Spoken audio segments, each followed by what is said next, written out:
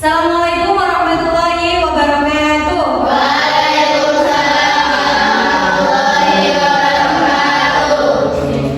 Bagaimana kabarnya hari ini anak-anak?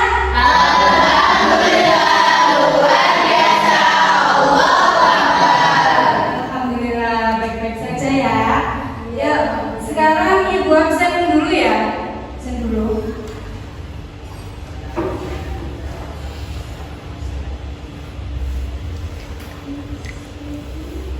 Ahmad Abdullah Najabi,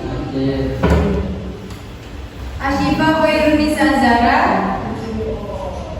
Bahir Siraj Abdin,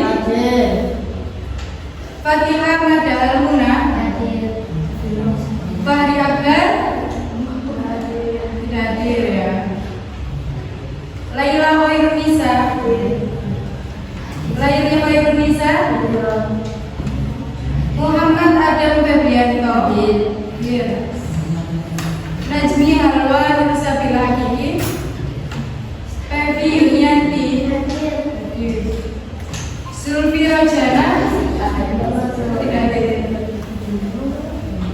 Zahratul Maisyarah, Zania Masna Al-Muna, Zafar Ibn Hamzah. Baik, sebelum memulai pembelajaran informatika dan juga modul 2 coding berpikir komputasional, marilah kita berdoa terlebih dahulu. Berdoa mulai.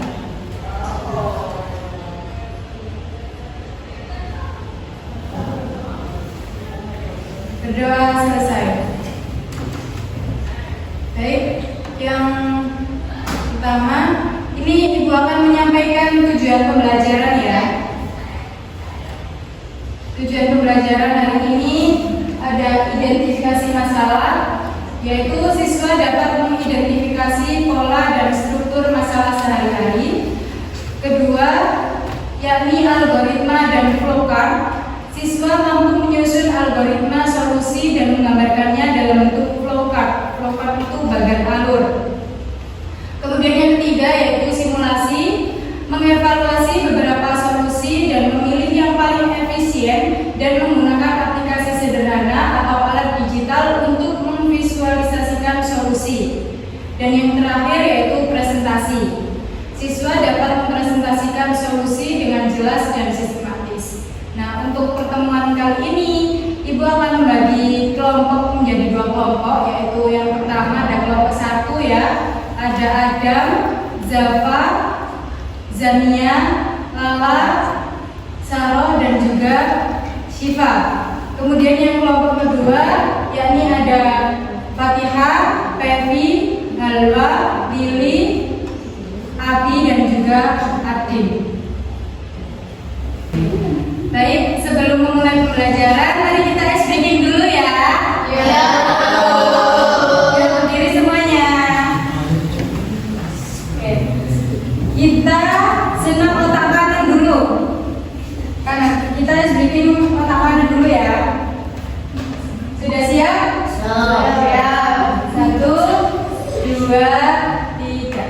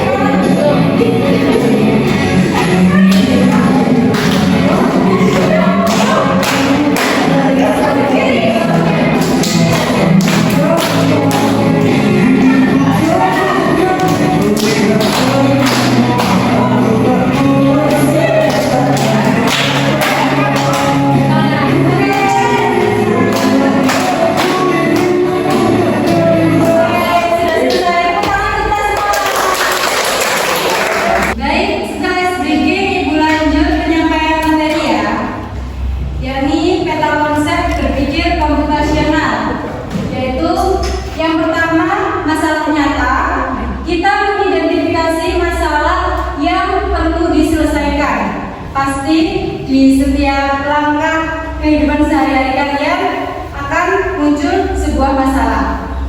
Dan yang kedua itu ada decomposition atau memecahkan sebuah masalah dari yang kompleks ke yang bagian yang lebih mudah. Kemudian yang ketiga yakni pattern recognition atau mengenal suatu pola, yakni mencari kesamaan, kebiasaan atau ciri-ciri tertentu dalam data atau masalah. Dan yang keempat yakni abstraction atau fokus pada inti, yakni proses menyederhanakan sesuatu yang kompleks dengan menunjukkan informasi yang paling relevan. Kemudian yang kelima yakni algoritma atau suatu rancangan, yakni menyusun langkah-langkah penyelesaian. Ini tahap terakhir, sehingga nanti kalian visualkan menjadi flowchart atau yakni memvisualisasikan algoritma. Flowchart tadi apa? Bagan alur ya, seperti bagan alur dan peta konsep itu ya. Selanjutnya, bagaimana cara menyusun jadwal belajar ketika banyak tugas dan ulangan? Bingung mau belajar mata pelajaran apa terlebih dahulu? Ada yang pernah? Oke. Mari kita mulai dengan pertanyaan ini. Jadwal belajar adalah kegiatan rutin yang membutuhkan perencanaan sistematis. Bagaimana komputer dapat membantu kita menyelesaikan masalah ini? Kita akan menonton video pendek berjudul Berpikir Seperti Komputer untuk memahami konsep dasar berpikir komputasional.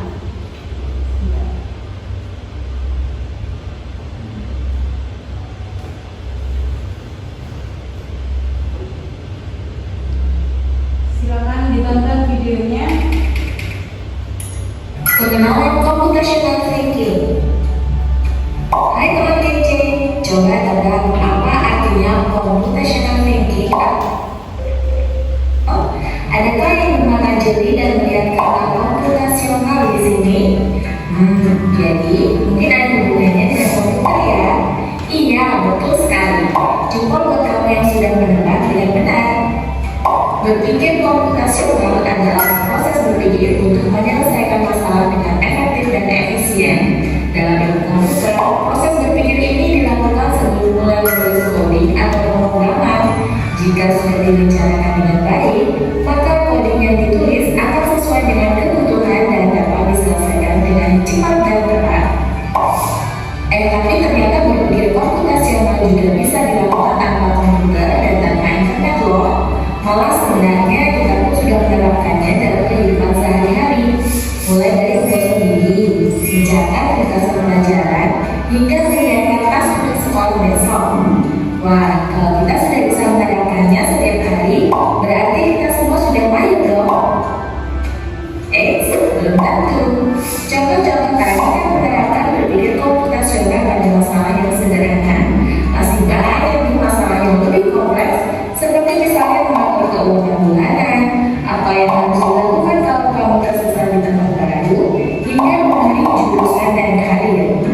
Lalu yang lebih penting lagi, ketika kamu dewasa nanti, kamu akan menghadapi era industri 4 dan bahkan 5. Di sini kamu perlu kecepatan untuk memanfaatkan dunia digital, mulai dari mencari dan memilah informasi yang kamu perlukan, hingga menggunakan informasi itu untuk membuat keputusan penting dalam hidupmu. Menghadapi masalah kompleks kehidupan di masa sekarang dan masa depan ini mirip seperti merencanakan coding yang sudah dibahas sebelumnya. Kuncinya adalah memahami masalah dengan tuntas dan mencari cara menyelesaikan yang efektif dan efisien. Nah, kalau begitu, bagaimana agar kita bisa berpikir komputasional? Sekarang kita bahas ya 4 landasan dari berpikir komputasional. Yang pertama, dekomposisi. Dekomposisi artinya membagi masalah kompleks ke bagian yang lebih kecil agar mudah diselesaikan. Misalnya, kamu ditunjuk jadi ketua panitia lomba 17-an. Maka, untuk memudahkan pelaksanaan, kamu bisa menunjuk panitia bagian acara, konsumsi, publikasi, keamanan, dan lainnya. Yang kedua, mengenal pola. Artinya mencari kesamaan dan pola di antara bagian-bagian masalah kompleks yang sudah dikejar. Misalnya, kamu tidak melipat dan menyimpan jemuran di rumah, maka kamu perlu bisa mengenali jemuran milik ayah,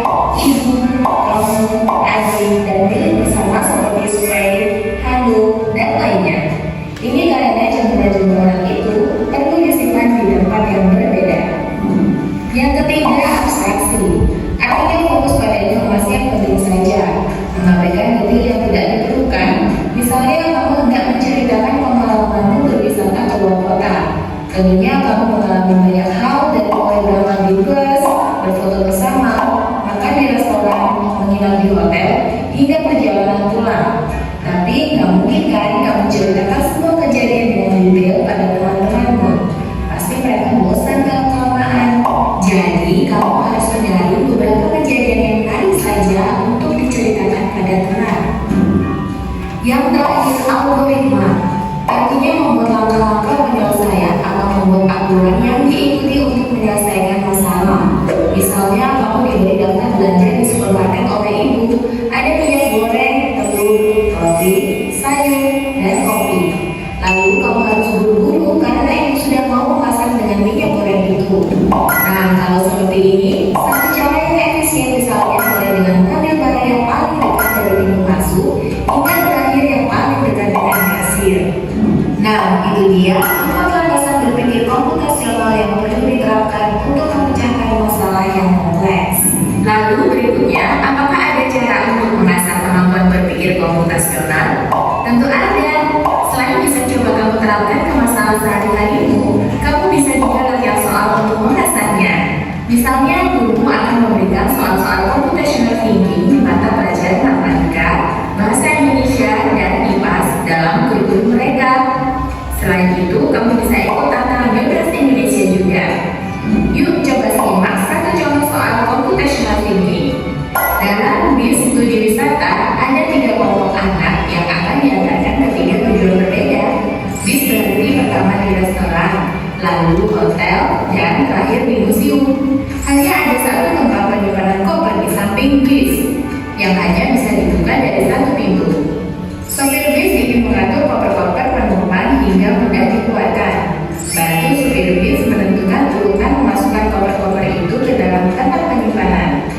Pertanyaan, koper kelompok anak yang mana yang dimasukkan terakhir? A. Yang mana? Dari kelompok 1 dulu. Apa? Restoran. Anak yang ingin pergi ke restoran. Iya. Yang B, yang nomor 2. Coba kita cek.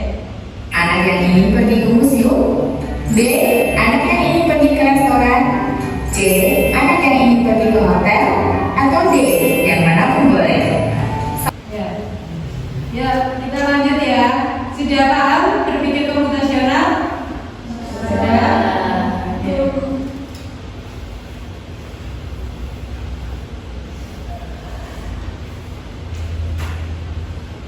Nah, setelah menonton video itu tadi, kita lanjut ke identifikasi masalah.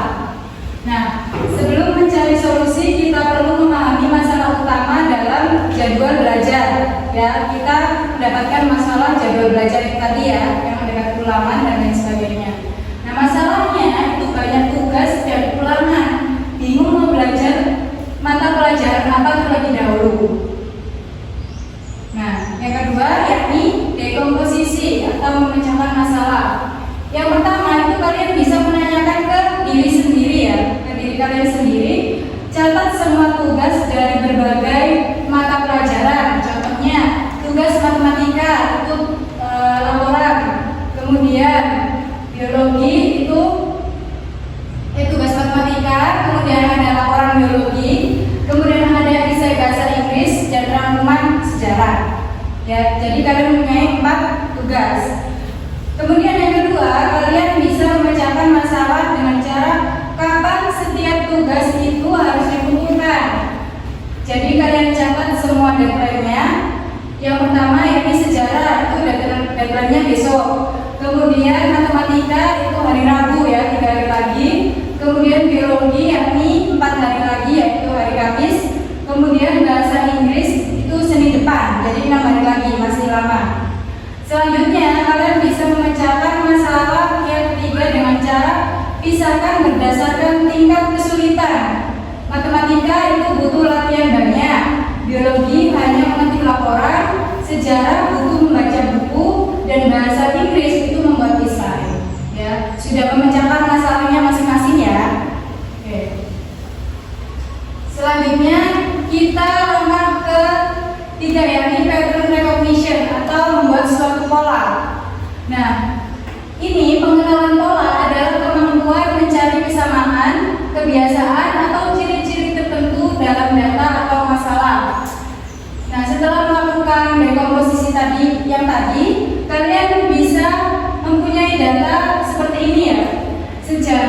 itu deadline-nya besok, tingkat kesulitannya itu sedang. Kemudian matematika, deadline-nya 3 hari lagi, tingkat kesulitannya sulit.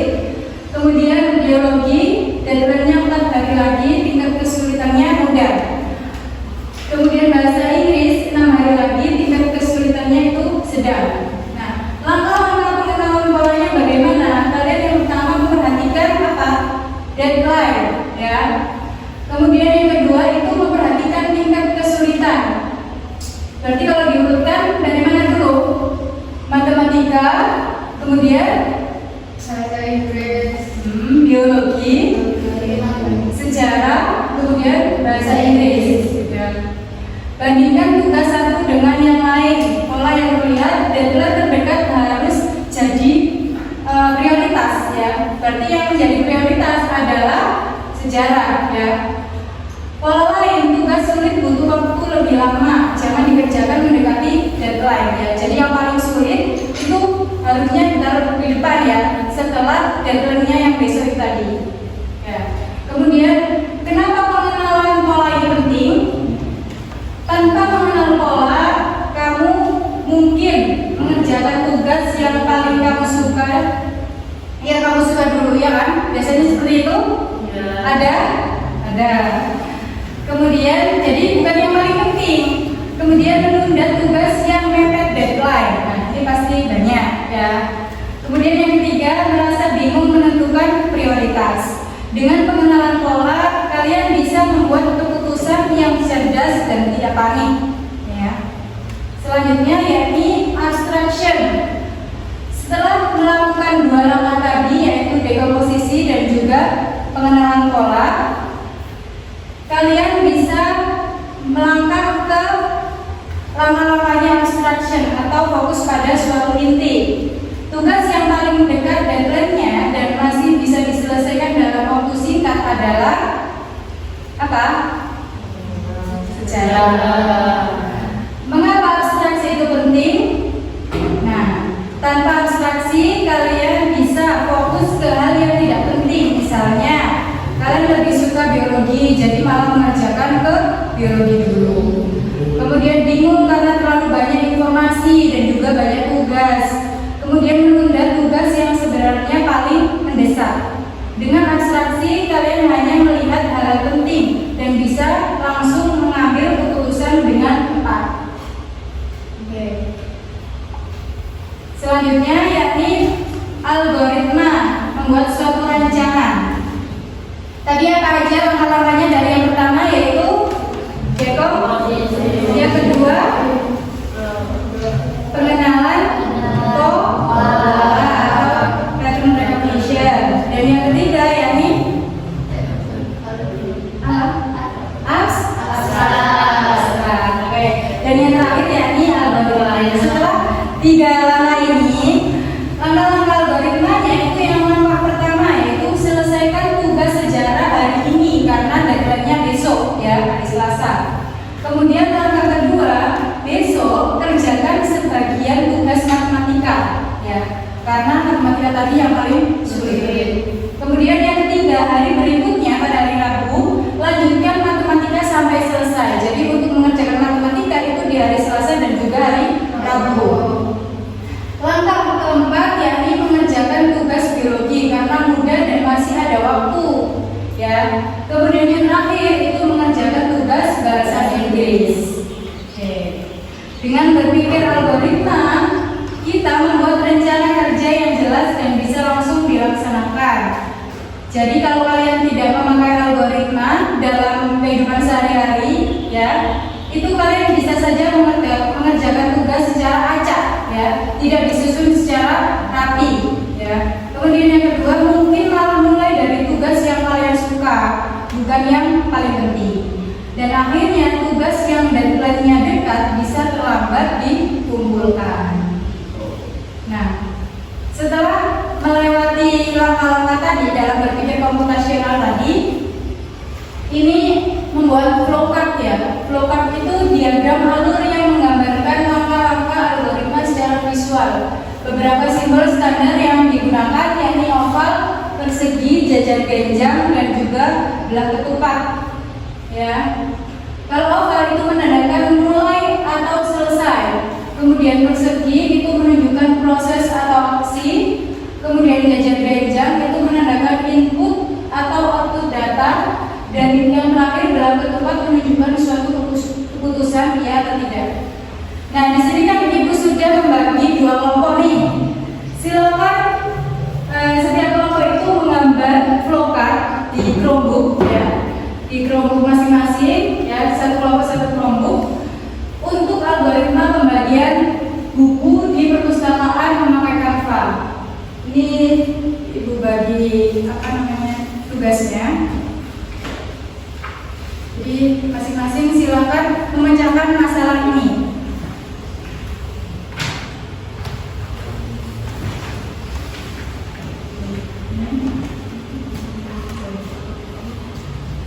Nanti setelah selesai ya, jadi ada yang membuat flowchart dan juga ada yang menyusun dekomposisinya itu apa, bagaimana memecahkan masalahnya ya, gitu.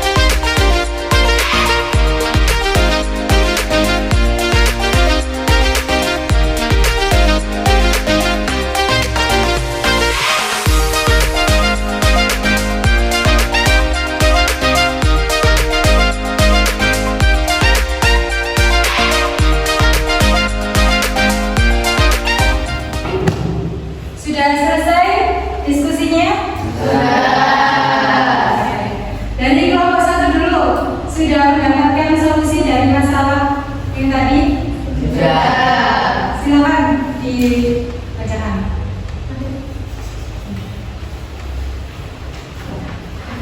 Coba dibacakan dari langkah yang pertama tadi. Apa? Dekomposisi. Dekomposisinya, buku tidak sesuai genre, tidak urut sesuai abjad, buku menjadi cepat hilang karena tidak diletakkan pada tempatnya. Selanjutnya, pengenalan polanya, pattern recognition-nya. Menyusun sesuai abjad, memilah buku sesuai genre. Sudah. Selanjutnya abstraknya. Memilih beberapa genre yang sama dikumpulkan menjadi satu. Algoritmanya, memilih buku sesuai genre, menyusun buku sesuai abjad, menerbitkan buku sesuai gambarnya. Oke, sudah menemukan solusinya ya berarti ya? Ya. Oke. Selanjutnya kelompok 2. Coba sudah menemukan solusinya dari masalah yang tadi yang dari buku berantakan di perpustakaan? Sudah. Coba dibacakan perwakilan hasilnya.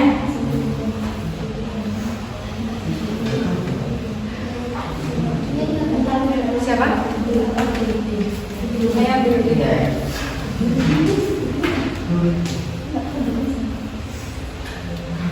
Iya, dibacakan. Membacakan masalah kecil dari buku Itu dekomposisi. Oke, dekomposisi apa? Pertama-tama Pecah masalah, oke. membacakan masalah kecil dari buku berantakan. Ya. Jadi seperti ambil buku dan kumpulkan dan akan hilang pada rusak. Ya, selanjutnya pengenalan pola. Pattern recognition. Pengenalan pola. Ya. Pola yang terlihat dari buku tersebut untuk berdasarkan jenis ukuran nomor atau abjad, yaitu dengan kumpulkan buku dengan tema dan jenis untuk buku pelajaran dengan buku pelajaran yang lain. Oke, selanjutnya abstraction. Fokus pada intinya. Apa di situ?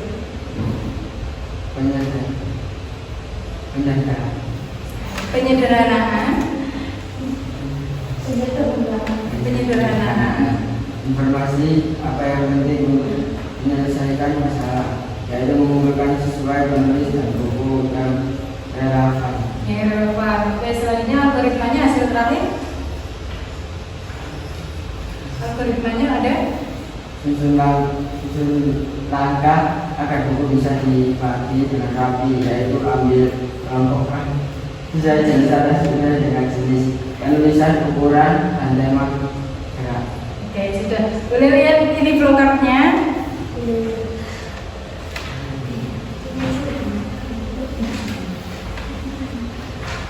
Oke, bagus. Sudah menemukan ya semuanya. Oke, jadi setiap kelompok ini tadi sudah paham insya Allah dari cara berpikir komputasional ya. Nah, apa sih keuntungan menggunakan algoritma?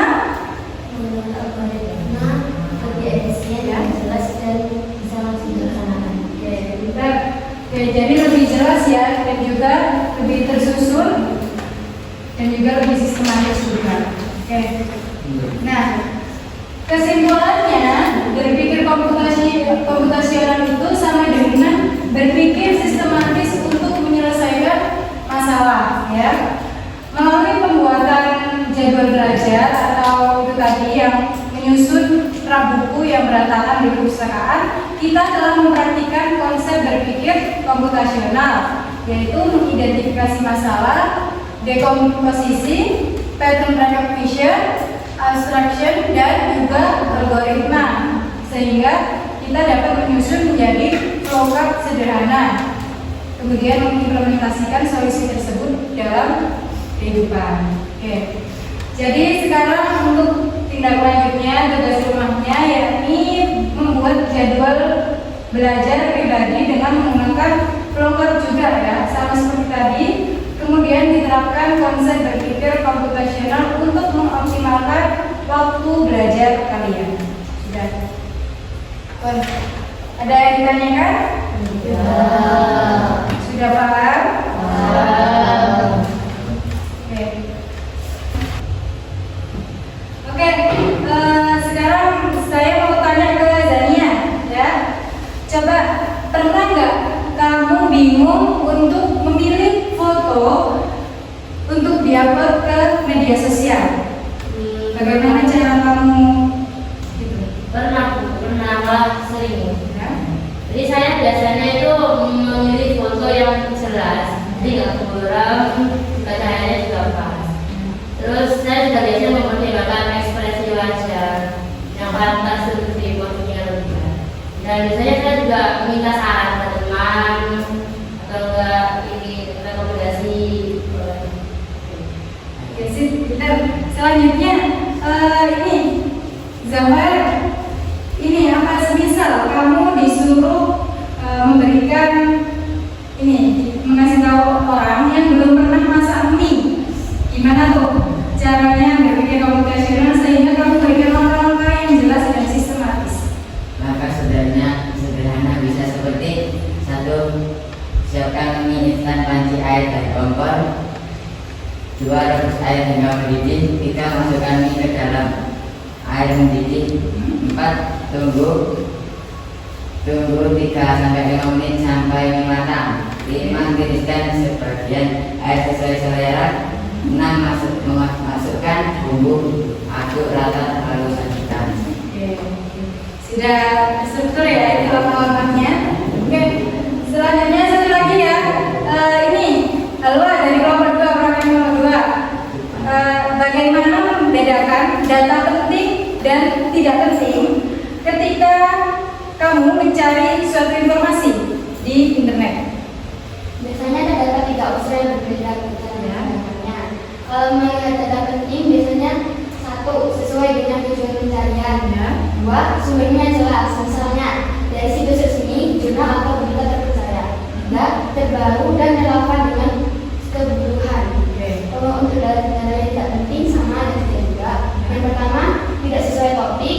Kedua, sumbernya tidak jelas atau hoax. Ketiga, hanya opini tanpa bukti. Baik, terima kasih. Oke, itu tangan kita semua.